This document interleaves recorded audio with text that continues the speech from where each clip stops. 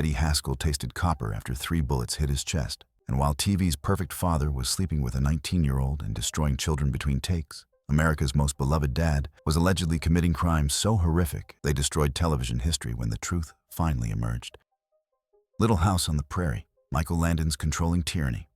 Michael Landon was 45 and married with 4 children when he began an affair with 19-year-old Cindy Clerico on the Little House on the Prairie set. While millions watched him portray television's perfect father, he was abandoning his real family for a woman young enough to be his daughter. The affair wasn't hidden. Cast and crew watched it unfold daily. Landon would disappear into his trailer with Clerico between takes. He brought her to set meetings where his wife should have been. Little House on the Prairie had premiered in 1974 with Landon as Charles Ingalls, producing, directing, and controlling nearly every aspect. To viewers, he was the embodiment of paternal perfection. What they never knew was that behind the cameras, he was creating an environment where young actors lived in fear of his temper. He was still married to Lynn No, with 4 children who watched their father's betrayal unfold in tabloids. When photographers captured Landon and Clerico together, he didn't hide. He divorced Noe in 1982 and married Clerico, but the affair was only one layer. Cast members later described an atmosphere of control and verbal cruelty. Melissa Gilbert revealed that Landon could be harsh with young performers, his criticism delivered in front of the entire crew to maximize humiliation. One former child actor recalled Landon making them repeat a crying scene 17 times, each failure met with increasingly cutting remarks. He insisted on dangerous stunts with inadequate safety measures. Children dangling from horses, walking through fire, performing near cliffs without proper safety equipment. His chain-smoking filled soundstages with toxic fumes. Landon would berate young actors for minor mistakes, his warmth evaporating when cameras stopped. A forgotten line could trigger a 5-minute tirade. He demanded impossible takes, pushing children beyond reasonable limits, sometimes filming until 2 in the morning when labor laws required they stop at midnight. The children were expected to maintain the fiction of the perfect family while experiencing Landon's controlling behavior and witnessing his affair. Melissa Gilbert later spoke about the confusion of loving Pa Ingalls while struggling with the reality of Michael Landon. Years later, Gilbert would require therapy to separate the character from the man, discovering that many of her trust issues with father figures traced directly back to those Little House years. After Landon's passing in 1991 from pancreatic cancer, cast members finally felt free to speak honestly. His widow Cindy defended him vigorously, but her protestations couldn't erase multiple testimonies. The man who made millions cry with his portrayal of unconditional paternal love had shown something far less noble. The Brady Bunch, Robert Reed's double life and on-set battles. While Landon's behavior devastated one family, another show's father was living an even more impossible lie. Robert Reed played the ultimate straight dad while being a closeted gay man in an era when exposure meant career annihilation. The Brady Bunch premiered in 1969, with Robert Reed as architect Mike Brady. With his deep voice and steady demeanor, Reed embodied masculine authority, tempered with compassion. The reality was far more complicated and tragic. Reed was a classically trained Shakespearean actor who viewed the Brady Bunch as beneath his talents. He'd performed serious dramatic roles, studied the great playwrights, and dreamed of being taken seriously. Instead, he was trapped in a sitcom about lost footballs. His constant battles with creator Sherwood Schwartz became legendary. He would arrive on set with pages of notes, arguing the show was an insult to dramatic integrity. Schwartz would listen politely, then ignore everything. But Reed's professional frustration masked deeper torment. He was a gay man living when exposure would have meant complete career destruction. The cruel irony was inescapable. He'd been cast as television's ultimate straight father figure when his true self was the complete opposite of everything Mike Brady represented. Every scene where Mike kissed Carol, every episode where Mike gave fatherly advice about dating, Reed was performing a lie that suffocated him. He survived by compartmentalizing completely. He dated women publicly, creating elaborate backstories. He attended events with female companions who knew the truth but played along. He gave interviews discussing traditional family values, his voice steady even as the words felt like betrayals. Every public appearance required performing straightness convincingly. The exhaustion of this constant performance, layered on his artistic frustration, created unbearable pressure. Friends recalled that Reed seemed perpetually tired, as if the weight of his double life was physically crushing him. One colleague later revealed that Reed kept a bottle of antacids in his dressing room, constantly battling stress-induced stomach pain that doctors could never quite diagnose. Reed's isolation from the cast reflected his inner turmoil. While the child actors bonded and Florence Henderson created warmth, Reed remained distant. He would eat lunch alone, avoid cast parties, leave the moment filming wrapped. Colleagues thought he was arrogant. They didn't know he was fighting 2 battles simultaneously, one for artistic respect, another to maintain the suffocating closet that protected his career. In the show's final episode, Reed was written out entirely after one battle too many. The Brady family celebrated without Mike Brady present, an absence that confused viewers. When the show ended in 1974, Reed continued working but remained closeted. Reed passed away in 1992 from complications related to HIV and colon cancer. His secret was finally revealed. shocking even those who'd worked with him for years. For decades, he'd been forced to embody heteronormative fatherhood while denying his true identity every single day. The man who taught television children about honesty had spent his entire career living a lie. Gilligan's Island, the secret cast affair that nearly sank the show.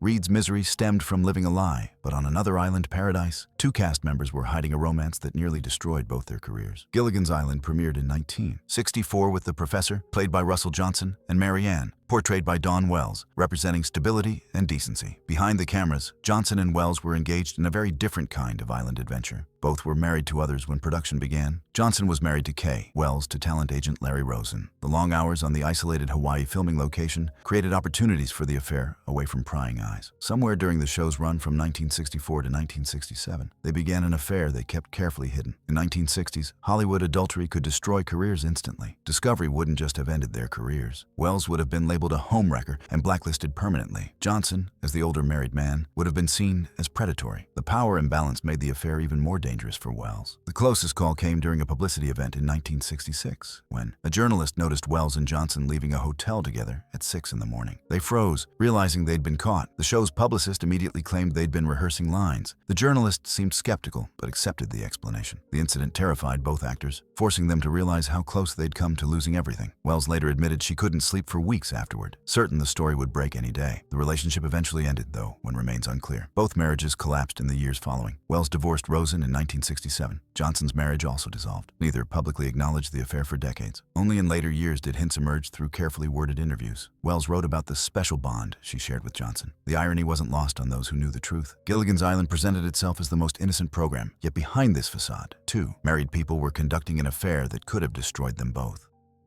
Star Trek, the feud that almost destroyed the Enterprise.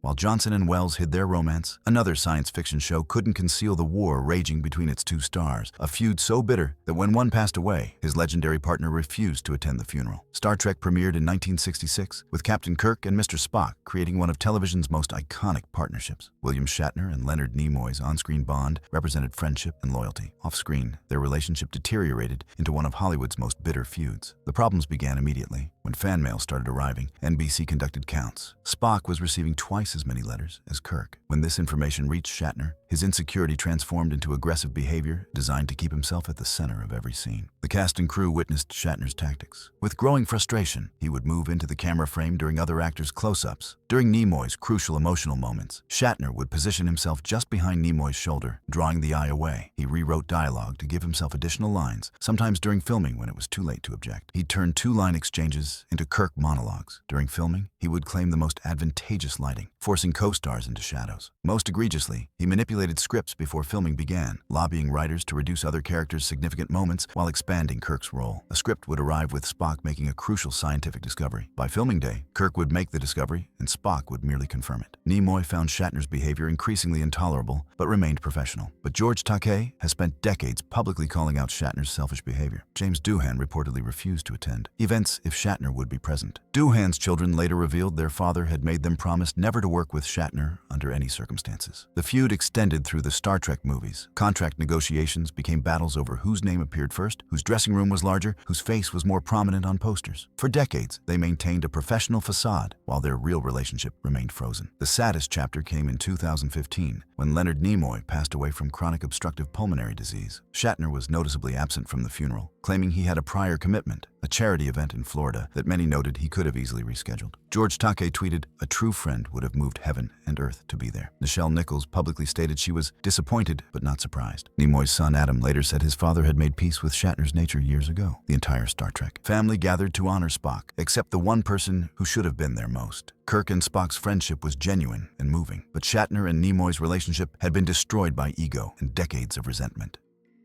The Partridge Family, the dark truth about Danny Bonaduce. Shatner's ego poisoned one cast, but another child star's trauma would lead to complete life collapse. The Partridge Family premiered in 1970 with 10-year-old Danny Bonaduce as the show's wisecracking middle child. With his red hair and freckles, Bonaduce embodied the all-American kid. Behind that star status was a childhood of horror. Bonaduce's father, Joseph, was physically and emotionally abusive throughout his childhood. The beatings were regular and severe, leaving marks that makeup artists had to conceal before filming. Colleagues on set noticed bruises but said nothing. Hollywood in the 1970s turned a blind eye. The emotional abuse was equally devastating. devastating. Joseph would tell his son he was worthless, that he was only valuable for the money he brought in. Bonaduce later revealed one particularly horrific incident where his father beat him so severely the night before a performance that he could barely sit during filming the next day, forcing him to deliver his comedic lines while in genuine physical agony. While Danny was making the studio wealthy and bringing joy to millions, he would return home to violence that made him wish he'd never been born. When The Partridge Family was canceled in 1974, Danny was 15 with no preparation for life after fame. Due to how his contracts were structured, with his father controlling the finances, he received virtually no residuals. His father provided no guidance. Danny Bonaduce was cast into adulthood unprepared, traumatized, and abandoned. The spiral was devastating. He began using controlled substances heavily, turning to chemicals to numb unbearable pain. He became homeless, living in his car for months, sometimes sleeping in the same studio parking lot where he'd filmed his show. His addiction led to criminal behavior, arrests for assault and theft. He hit rock bottom repeatedly. The adorable child star had become a cautionary tale, but Bonaduce's story took an unexpected turn. Through multiple rehabilitation attempts, he slowly began rebuilding. He got clean, transitioned into radio where his quick wit made him successful. He wrote a brutally honest autobiography that held nothing back. Most significantly, Bonaduce became an advocate for child actor protections. He testified before California legislators about the need for stronger regulations. He counseled young actors struggling with addiction. His radio show became a platform for honest discussions about recovery. He hid nothing, determined that his suffering would have meaning if it helped even one person. The terrified child who had nowhere to turn became the adult who made sure other frightened kids had someone to call. Danny Bonaduce survived, but barely. I Love Lucy, the pregnancy that almost never aired. While Bonaduce's childhood was stolen by violence, another show's star fought a battle that changed television forever. In 1952, I Love Lucy stood as the most watched program in American history. But when Lucille Ball discovered she was expecting, CBS executives panicked. The word pregnant itself was deemed too vulgar to utter on broadcast television. One network executive actually argued that saying the word pregnant on television was equivalent to discussing the intimate act that led to the pregnancy, a position so absurd that Ball reportedly laughed in his face before realizing he was completely serious. Ball refused to hide. She and Desi Arnaz proposed incorporating the pregnancy into the show itself. The network's reaction was fierce resistance. They consulted with priests, ministers, and rabbis, asking whether showing a visibly pregnant woman on television would corrupt children or encourage immoral behavior. The religious leaders unanimously approved, stating that pregnancy was a blessed event, but CBS executives still insisted the word itself remained forbidden. The compromise: Lucy could be expecting, anticipating, or having a baby, but never pregnant. This wasn't just about one word. If Ball had backed down, pregnant women would have remained invisible on television for potentially another decade. Her fight was about whether women's natural biological functions deserved recognition or should be hidden like scandals. Scripts were carefully written to avoid the forbidden word, creating absurd euphemisms. In one scene, Lucy announces, "I'm going to have a baby," with elaborate buildup because she literally couldn't say, "I'm pregnant." Writers invented phrases like "expecting a blessed event" and "in a family way," Victorian-era language that felt ridiculous in 1952. When Lucy Goes to the Hospital aired on January 19th, 1953, Ball gave birth to Desi Arnaz Jr. the same day, creating an unprecedented moment where fiction and reality aligned. Ball had filmed the episode just weeks earlier, so visibly pregnant that standing required effort. Yet network censors scrutinized every shot to ensure her body didn't appear too pregnant. The episode drew 44 million viewers, exceeding President Eisenhower's inauguration. America chose Lucy over the president. Ball had not only won her battle, but created a cultural milestone. She paved the way for future actresses to acknowledge their pregnancies without euphemism or shame. Within 2 years, other shows began featuring pregnant characters, directly citing Ball's precedent as the reason networks finally allowed it. The Munsters versus the Addams Family, the bitter rivalry. Ball's battle with censors seems almost innocent compared to the bitter warfare brewing between two monster families. In September 1964, two sitcoms about monstrous families premiered within days: The Munsters on CBS and The Addams Family on ABC. The timing sparked immediate accusations and fierce jealousy. The Munsters creators believed the Addams Family had stolen their concept, ignoring that the Addams Family was based on Charles Addams's cartoons from 1938. Network executives encouraged the competitive animosity. Cast members were discouraged from socializing. Interviews became opportunities for carefully calibrated insults. The ratings battle intensified the hostility. The Munsters attracted larger audiences with broader comedy. The Addams Family had more sophisticated humor and critical praise. Each show claimed superiority. The bitter irony came in 1966, when both shows were canceled after just 2 seasons. Neither had won because both had lost. The rivalry that consumed enormous energy ended with both programs off the air. Decades later, surviving cast members remained defensive. The bitterness never fully faded, even as new generations loved both programs equally. The Dick Van Dyke Show, Rosemarie's lifelong secret.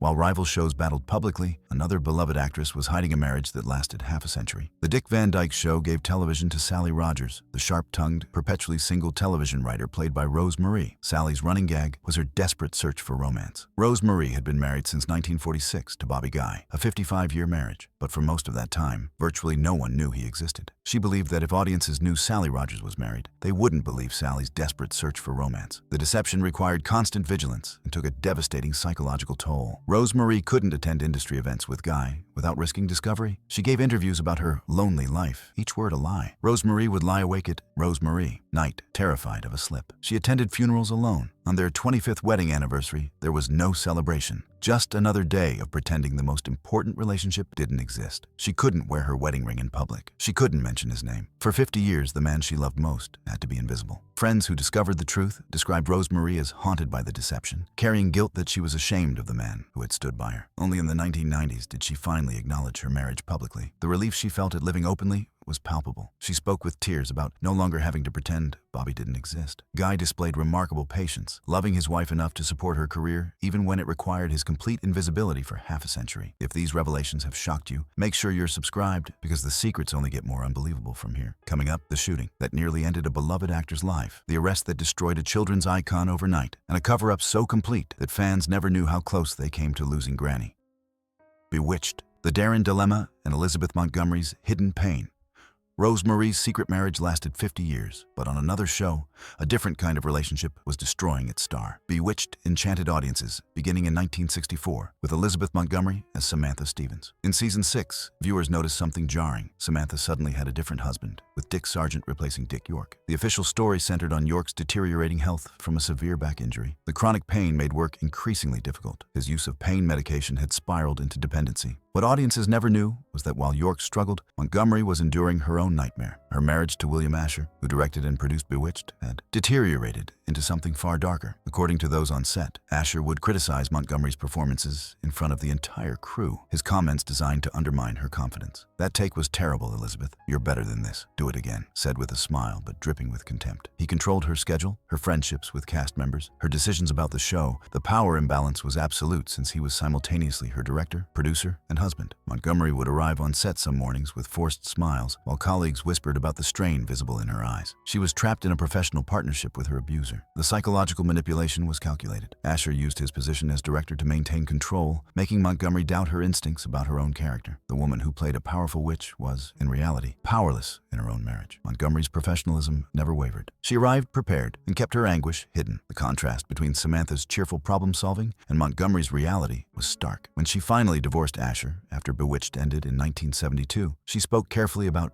growing apart, never revealing the full truth. Only years later did hints emerge. She had powered through years of personal misery to give audiences the joy they expected.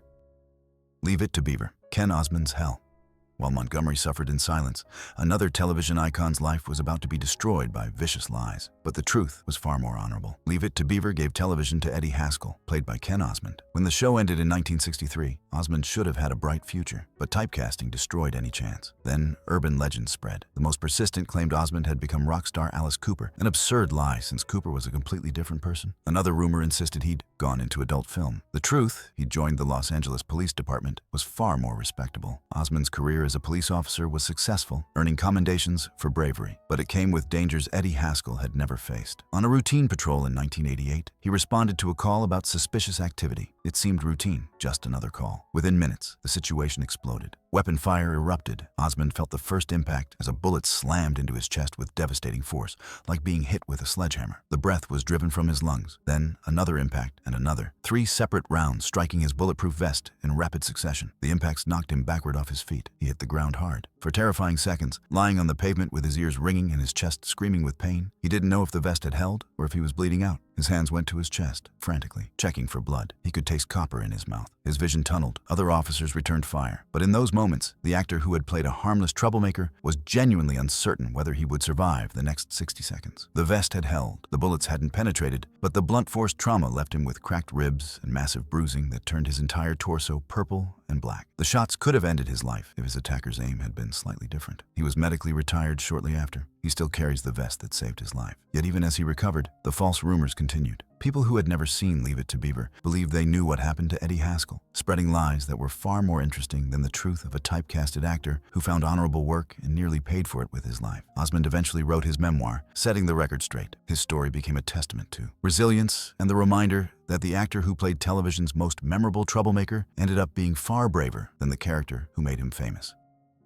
I Dream of Jeannie, Larry Hagman's alcoholism and on-set chaos. While false rumors nearly destroyed Osmond, another beloved star's real addiction was slowly ending his life. I Dream of Jeannie premiered in 1965 with Larry Hagman as Major Anthony Nelson. Hagman portrayed Nelson as the ultimate responsible military officer, disciplined, rational, always in control. Behind this image, Hagman was battling a growing addiction that would consume the next 3 decades of his life. Hagman's relationship with alcohol spiraled during Jeannie's 5-season run. What started as social drinking, a few cocktails at cast parties, drinks with the crew after long filming days, escalated into serious dependency. He needed alcohol to function. He needed it to wake up, to get through lunch, to fall asleep at night. He hid bottles throughout the set with the practiced skill of an addict. Vodka beneath scripts, whiskey behind costume racks, small airplane bottles in coat pockets. Between takes, he'd disappear to his dressing room for line review and return smelling of mouthwash and cologne, his eyes just slightly unfocused. By mid-afternoon, his delivery became slurred, his timing off, his movements less coordinated. Directors would shoot the same scene 8 or 9 times, waiting for a take where Hagman could get through his lines without stumbling over words or losing his train of thought mid-sentence. Script supervisors kept detailed notes about which takes were usable, often marking entire afternoon sessions as problematic. One director later revealed that they developed a strategy of filming all of Hagman's important scenes in the morning when he was relatively sober, saving afternoon sessions for physical comedy with Barbara Eden or scenes where Hagman had minimal dialogue. His physical deterioration became visible to anyone paying attention. His face grew puffy and flushed, with broken capillaries spreading across his nose and cheeks. His hands developed a tremor that became noticeable by season 4. Watch closely during scenes where Major Nelson holds papers or coffee cups, and you can see the slight shake. Makeup artists spent increasingly long sessions trying to conceal the damage. Barbara Eden knew. She could smell the alcohol on his breath during their scenes together, see the glazed eyes when he was supposed to be making eye contact, watch his hands shake when they had to hold hands or embrace. The crew knew, the producers knew, but Hollywood culture in the 1960s actively discouraged intervention. Eden tried speaking with Hagman privately several times, expressing concern for his health and offering to help him find treatment. Hagman would always respond the same way. He'd thank her politely, assure her he had everything under control, and then show up the next day just as intoxicated. She felt helpless, watching a colleague and friend slowly destroying himself while the entire production machine enabled his addiction by working around it rather than confronting it. There were close calls that could have exposed everything. During one location shoot, Hagman was so intoxicated he couldn't stand upright during an outdoor scene. The director called an early lunch, and Hagman was quietly driven back to his hotel to sleep it off. By the time Jeannie ended in 1970, Hagman's liver was already showing signs of serious abuse. His doctor had warned him that he was on a dangerous path, but Hagman couldn't stop. He continued drinking for another 25 years through his enormously successful run on Dallas in the 1980s and into the 1990s. By the 1990s, Hagman's liver was failing catastrophically. He developed cirrhosis, his abdomen swelling with fluid, his skin turning yellow with jaundice. Doctors told him bluntly, "Stop drinking and get on the transplant list, or accept that you'll be gone within months." The reality check finally penetrated. Hagman stopped drinking, not because he wanted to, but because he wanted to live. In 1995, after an agonizing wait on the transplant list, Hagman received a liver transplant that saved his life. The surgery was extensive, the recovery brutal, but he survived, given a second chance by an anonymous donor's family. The experience transformed Hagman completely. He became an outspoken advocate for organ donation, speaking publicly about his alcoholism, his liver failure, and the anonymous donor whose organ gave him 17 additional years of life. He appeared at organ donation awareness events, filmed public service announcements, and used his celebrity to encourage people to become registered donors. "Someone I'll never meet gave me my life back," he'd say in interviews, often becoming emotional. He also spoke candidly about his alcoholism in a way that was unusual for stars of his generation. He described the hell of addiction, the denial, the way alcohol had stolen decades of his life and nearly ended it. He talked about the people he'd hurt, the opportunities he'd wasted, the relationships he'd damaged. His honesty was raw and uncomfortable, but he believed it was necessary. When he passed away in 2012 from complications related to leukemia, he did so as a man who had acknowledged his failures and worked tirelessly to help others avoid his mistakes. The man who'd played Major Nelson, the character who represented control and responsibility, had spent the final 17 years of his life demonstrating what real responsibility looked like, facing your demons, accepting help, and using your second chance to serve others.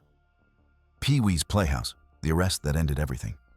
Hagman found redemption, But another television icon's fall from grace happened in one catastrophic moment. Pee-wee's Playhouse premiered in 1986 and became a cultural phenomenon. Paul Reubens' Pee-wee Herman won Emmy Awards and became the most-watched children's program. On July 26, 1991, Reubens was arrested in Sarasota, Florida for indecent exposure in an adult film theater. What would normally be a minor misdemeanor detonated across American media. To understand the hysterical overreaction, remember this was 1991, the peak of moral panic about child safety. The McMartin preschool case had convinced America that daycare workers were conducting rituals and abusing children in underground tunnels. The case was eventually proven false, but the damage was done. Talk shows featured endless segments about hidden dangers. Parents were primed to believe the worst about anyone who worked with children. Reubens' arrest ignited every paranoid fear. It didn't matter that his offense was victimless and occurred in an adult venue. He was a children's entertainer who had done something involving adult content. CBS immediately canceled Pee-wee's Playhouse. Retailers yanked merchandise, destroying an estimated $50 million worth of inventory overnight. Toys R Us had a Pee-wee Herman section one day, empty shelves the next. His film career evaporated. Reubens went from entertainment's hottest property to unemployable in 72 hours. Reubens' response demonstrated remarkable courage. At the 1991 MTV Video Music Awards, weeks after his arrest, he appeared on stage. His opening line, "Heard any good jokes lately?" brought down the house with laughter and applause that lasted over a minute. He refused to disappear in shame. The road back was long. Reubens gradually found work, eventually reviving the character for a Netflix film in 2016. But his career never fully recovered. Reubens passed away in July 2023 from cancer, and the obituaries finally acknowledged what had been obvious. The punishment had been grotesquely disproportionate. A victimless misdemeanor had been treated as monstrous, revealing far more about society's issues than about Reubens himself. These revelations are just the beginning. Which secret shocked you most? What classic TV show should we investigate next? Let us know in the comments below. Still ahead, the child stars who paid the ultimate price, the cover-up that protected a network, and the one television legend who was exactly who he seemed.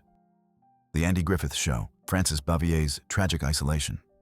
Reubens' public humiliation was swift and brutal, but another actress's suffering was private and slow, a 20-year retreat from the character that consumed her identity. The Andy Griffith Show gave television Aunt Bee, played by Frances Bavier, who embodied maternal comfort. Bavier's performance made Aunt Bee beloved across America. The tragic reality was that Bavier despised the role with a passion bordering on hatred and spent her final decades as a bitter recluse. Bavier was a classically trained actress with serious Broadway credits. She'd performed Shakespeare, starred in dramatic productions, and earned respect in legitimate theater. She viewed the Andy Griffith Show as beneath her considerable talents. Her clashes with Andy Griffith became legendary, with Bavier insisting the writing was simplistic. The show made her famous in a way her dramatic work never had, which only increased her resentment. When audiences thought of Frances Bavier, they didn't remember her Broadway performances. They saw Aunt Bee with her apron and pies. Casting directors couldn't see past the role. Every audition became agony. Can you do something like Aunt Bee? The success that should have brought satisfaction instead brought artistic suffocation. When the show ended in 1968, Bavier retreated to Siler City, North Carolina, choosing, ironically, the real town that had inspired Mayberry. She purchased a house and essentially vanished, becoming increasingly isolated and hostile to contact. Neighbors who tried to befriend her were rebuffed coldly. She gave no interviews, attended no reunions. For 20 years, Bavier lived alone, growing increasingly bitter. The kindly Aunt Bee existed in television reruns, while the real Frances Bavier sat alone in her house, resentful of the fictional woman who had stolen her identity. She passed away in December 1989, isolated and unhappy. The town of Siler City now hosts an annual Mayberry Days festival that draws thousands. Her house has a historical marker identifying it as Aunt Bee's home. Gift shops sell Aunt Bee memorabilia, dolls, collectibles. Tour buses drive past her house. The woman who spent 20 years desperately trying to escape Aunt Bee is now the town's primary tourist attraction. Every single visitor comes looking for Aunt Bee, asking about Aunt Bee, wanting to see where Aunt Bee lived. Even in her grave at Oakwood Cemetery, Bavier cannot escape. Her headstone attracts daily visitors who come to honor Aunt Bee, leaving flowers for the character while the real woman who played her is forgotten. The ultimate cruel victory of the character over the actress who despised it.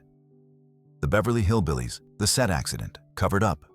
Bavier's isolation was self-imposed, but on another show, actual physical danger nearly claimed a star's life, and the network buried the truth. The Beverly Hillbillies premiered in 1962 with Irene Ryan as Granny. Despite being in her 60s, Ryan performed energetic physical comedy. What viewers never knew was that in 1966, Ryan nearly lost her life in an on-set accident CBS worked frantically to suppress. During filming of a scene involving the Clampett's old truck, the brakes failed catastrophically on an incline. Nobody knows what caused the failure. But during the take, as cameras rolled, the truck began rolling backward down the hill with Ryan and other cast members inside, completely unable to stop. Ryan was thrown from the truck, her body hitting the pavement hard. She suffered broken ribs, severe internal bruising, and injuries that would affect her for the rest of her life. She might not have survived if she'd landed differently. CBS's response was immediate and comprehensive. Network executives arrived within hours, taking complete control. Medical bills were paid through private accounts with no paper trail. Every single witness was individually reminded of their contractual confidentiality obligations. Some were allegedly threatened with blacklisting. Press inquiries were deflected with flat denials. The official story: Ryan had suffered a minor stumble, twisted her ankle, back to work shortly. Ryan returned within weeks, still in considerable pain and terrified of filming any scenes involving vehicles. Cast members noticed profound changes. She moved cautiously. She gets tired easily. Most concerning were occasional episodes where she seemed disoriented or struggled to remember her lines, symptoms, suggesting possible traumatic brain injury that went undiagnosed because admitting symptoms would require admitting the accident. Ryan pushed through, professional to the bitter end. She continued working until the show's cancellation in 1971. In 1973, Ryan was preparing for Broadway when she suffered a stroke. She passed away in April 1973. Some who knew about the accident believed it contributed significantly to her decline, that internal injuries and undiagnosed brain trauma had weakened her overall health. What's certain is that CBS successfully covered up catastrophic equipment failure. The network prioritized protecting itself from liability over being honest about dangers faced during production.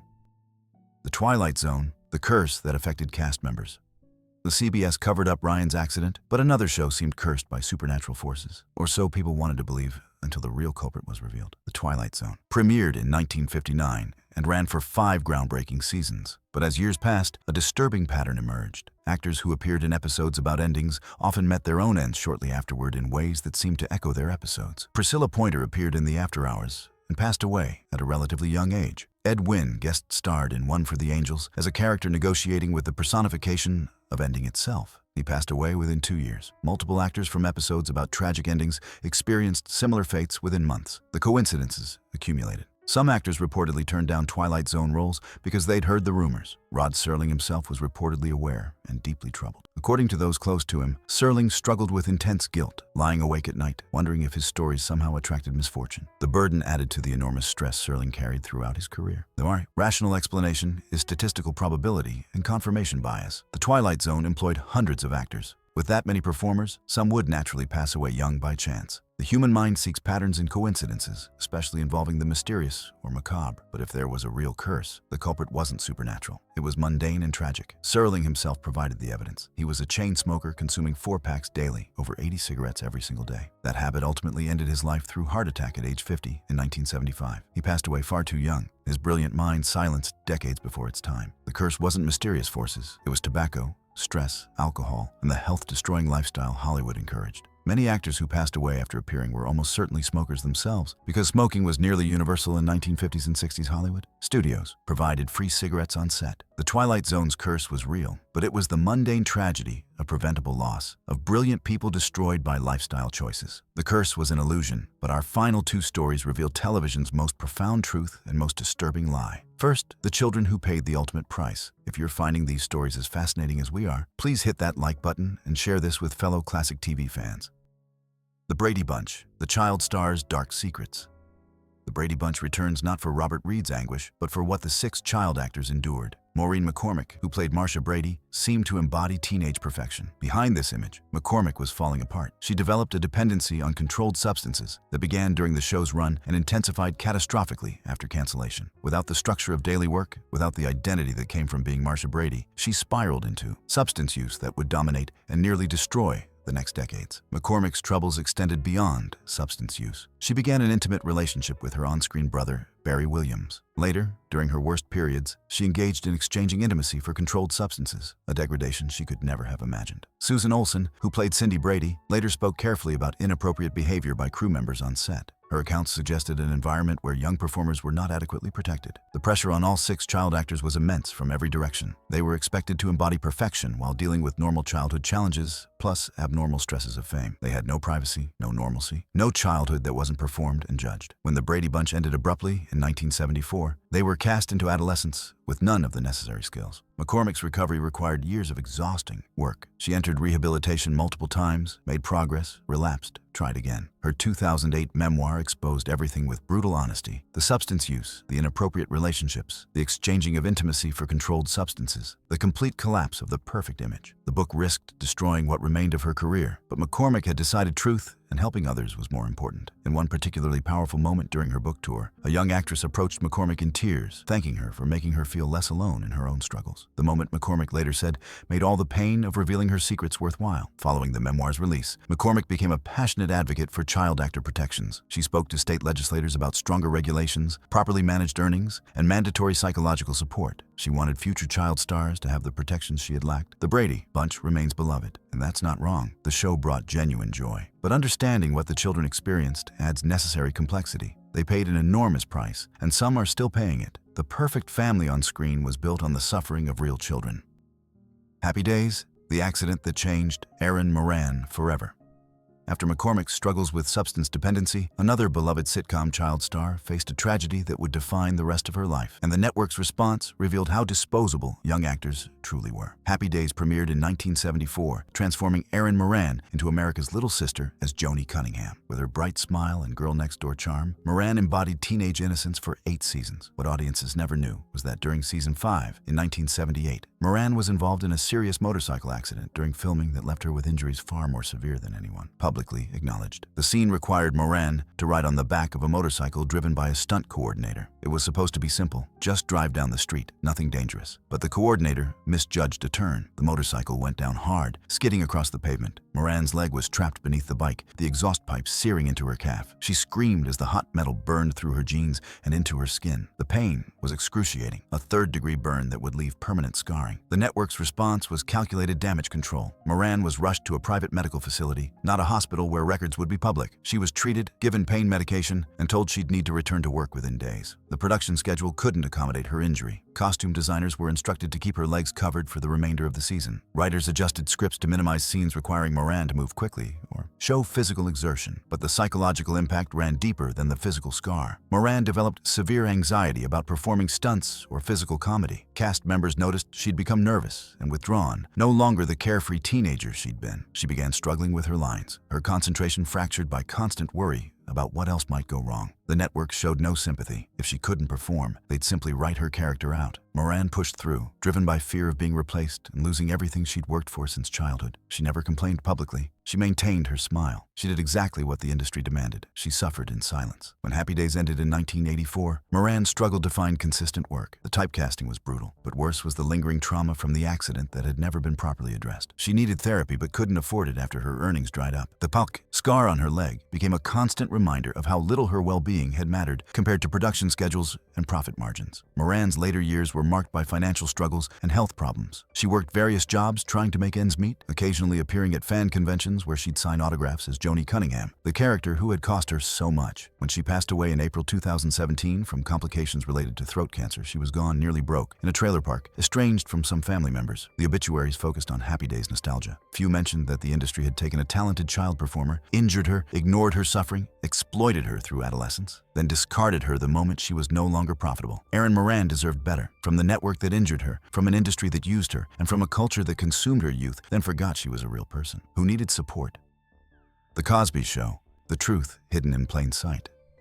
While networks covered up accidents and ignored struggling former child stars, the biggest secret in television history was unfolding on America's most beloved family sitcom, a decades-long pattern of predatory behavior that everyone somehow missed. The Cosby Show premiered in 1984 and became a cultural phenomenon. Bill Cosby's Cliff Huxtable represented the ideal father, funny, wise, loving, successful. For 8 seasons, The Cosby Show dominated ratings, reshaped how America viewed family sitcoms, and made Bill Cosby one of the most trusted figures in entertainment. He was America's dad, beloved across generations and racial lines. Behind this carefully crafted image, warning signs appeared that were ignored, dismissed, or actively suppressed. Whispers circulated through Hollywood about Cosby's behavior with young women, particularly actresses and models who came to him seeking career guidance. These weren't vague rumors. They were specific, detailed accounts shared quietly among women in the industry. But Cosby's power was absolute. His show was generating hundreds of millions for NBC. He had connections to network executives, influential friends, and lawyers ready to destroy anyone who spoke publicly. What makes this particularly disturbing is how many people knew something was wrong, but chose silence. Cast members later admitted they'd heard stories but didn't want to believe them. Crew members witnessed concerning behavior, Cosby's insistence on private meetings with young actresses, his mentorship offers that seemed inappropriate, his tendency to mix drinks personally for female guests in his dressing room. One production assistant later revealed she'd been told by a supervisor never to allow young female guests to be alone with Cosby, a warning given casually as if it were standard protocol rather than a massive red flag. The show's success created a protective barrier around Cosby that proved nearly impenetrable. When comedian Hannibal Buress finally called out Cosby during a 2014 stand-up routine, his comments went viral and opened the floodgates. Dozens of women came forward with disturbingly similar accounts spanning decades, allegations of assault, sedation, and predatory behavior that allegedly began long before The Cosby Show and continued through its run and beyond. The industry's response revealed systemic complicity. For over 30 years, networks, studios, and fellow performers had protected Cosby because he was profitable. His wholesome image was worth billions, and maintaining that image required suppressing any information that contradicted it. The cognitive dissonance was staggering. America's most beloved TV father was allegedly one of Hollywood's most prolific predators, and the gap between image and reality had been maintained through decades of deliberate silence. The Cosby Show's legacy